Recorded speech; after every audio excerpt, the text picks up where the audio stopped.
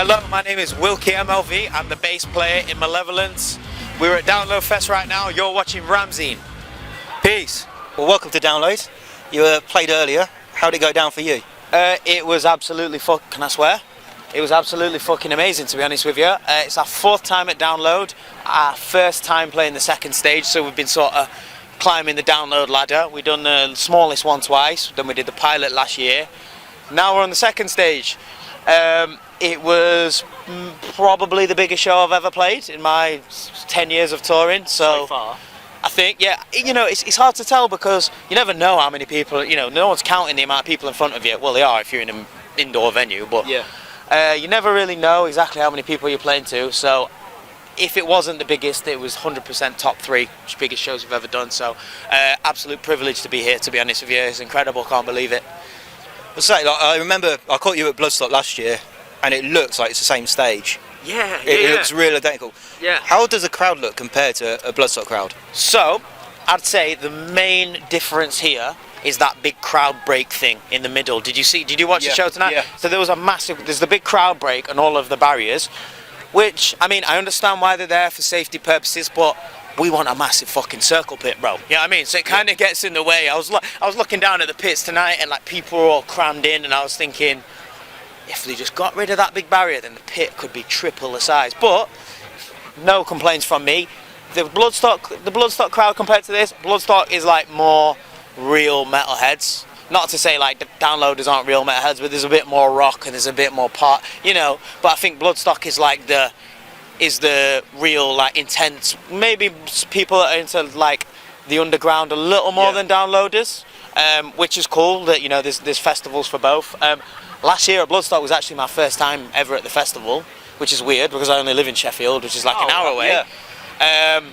I loved it. I love Bloodstock actually. Really nice vibe there. Really well organised festival. Nice crowd. One thing I will say though, the Bloodstock online community is like they're very critical of a lot of bands. Like I'll go on the posts when I see bands getting announced, and everyone's always like talking loads of shit about the like really aggressively, which is, I find a bit strange. But when you go there, everyone's lovely. So it's the very same with this. I remember all the time in Download, like the repeated headliners every now and then, like Iron Maidens, Metallicas, and that.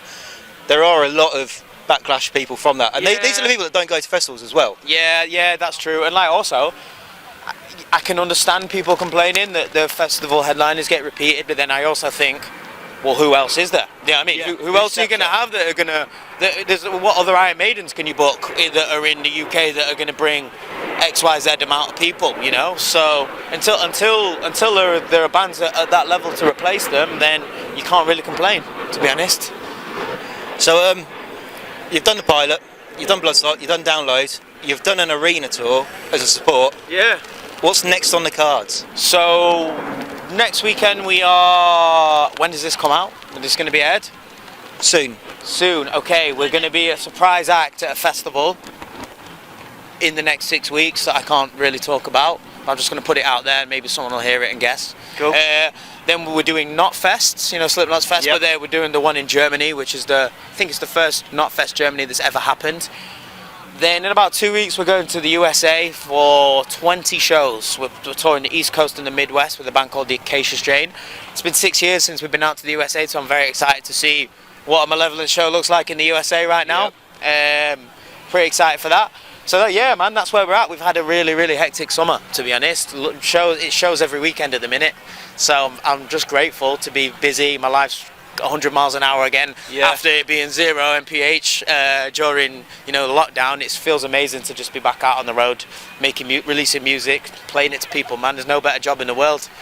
How did the lockdown and the whole COVID situation actually impact your writing? Did it knock anything on the head or put you off or anything? Nah, actually, because we like always play shows a lot, and all of a sudden none of that's happening and we're just sat at home.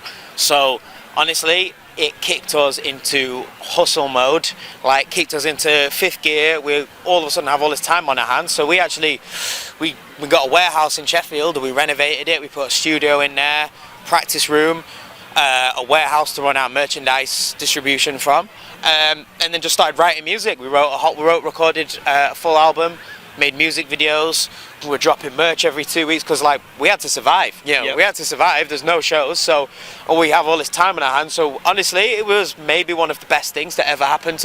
Also, one of the worst times of my life, but one of the best things that happened to the band. Like we all grew up a lot, and it helped the band grow. Our band actually, we entered COVID, and then by the time we left, when we came back doing shows, they were another level. Like we'd grown as a band, our fan base had grown and whatnot. So ever since we came back, it's just been completely different, to be honest. That's awesome. When it comes to the album, you got Matt Heaphy included. How did that come about?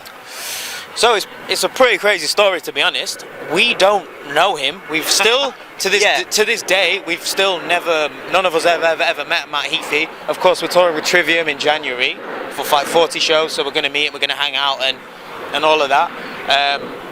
So he just one day just posted on Instagram a picture of our artwork and like loads of kind words. And I don't know how old you are, but I'm 28 and I'm far older. Okay, are you? Right. Well, you look great then. But for your age, but the rest of all of my guys in my band, they're like between 31 and 26, or 27. So I feel like for people within roughly our age bracket, Trivium is like a huge gateway band for our generation, particularly the record Ascendancy that came out in like the mid 2000s.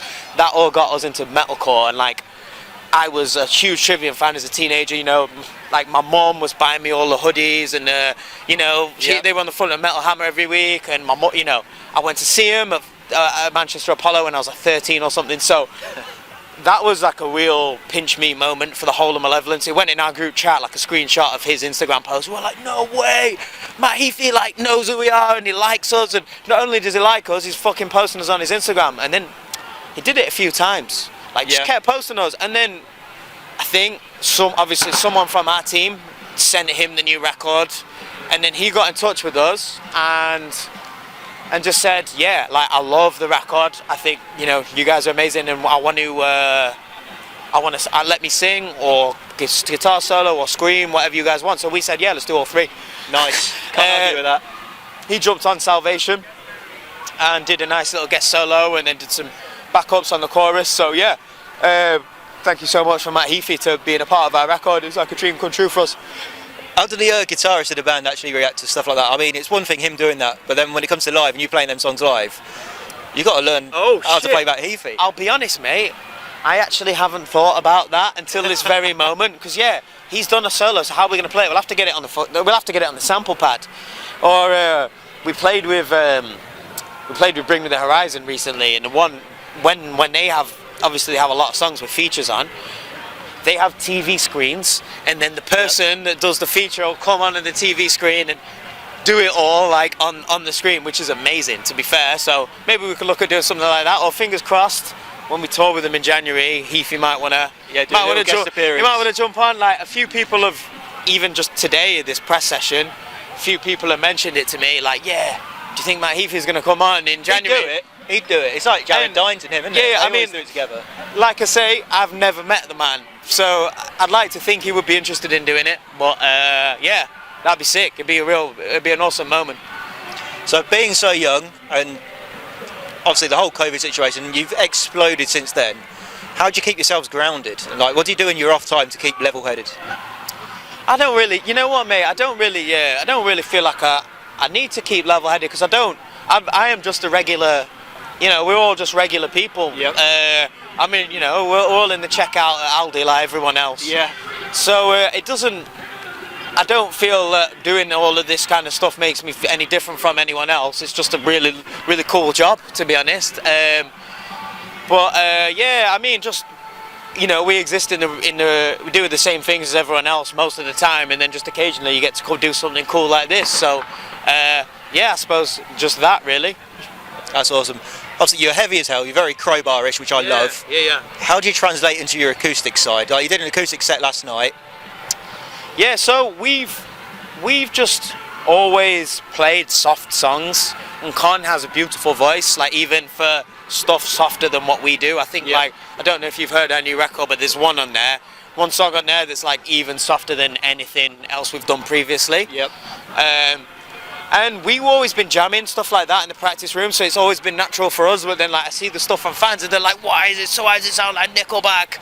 You know what I mean? Yeah. And I'm like, well, to me, that's what Malevolence is, because I'm around the guys, and that's how, you know, we're jamming all the time. But to them, it's a little bit alien. How does it translate acoustically? It translates good. Obviously, not all of the songs work. The guys do a lot of covers. They play a lot of covers when they do acoustic sets, so just like classics and shit and whatever they think will work. Yeah, I think it works. I think it works great on acoustic, to be honest. Nice. Like, particularly the ballads. Yeah. All right. To summarise everything, Download in one word. What would you think of it? Amazing, brilliant. Mosh pits. They're my 3 words, actually. Yeah, I love Download. Absolute privilege to be here. It's the home of metal. It's like by far the most prestigious rock and metal festival we have in the country. And to have played it 4 times in 8 years, that's every other year, becoming the resident metal band. It's an absolute privilege to be here and be standing here with you yourself today. So very grateful to everyone at Download that's been so accommodating to us over the years. Cool. Well, thank you very much. Hope to see you again soon. Yeah, awesome.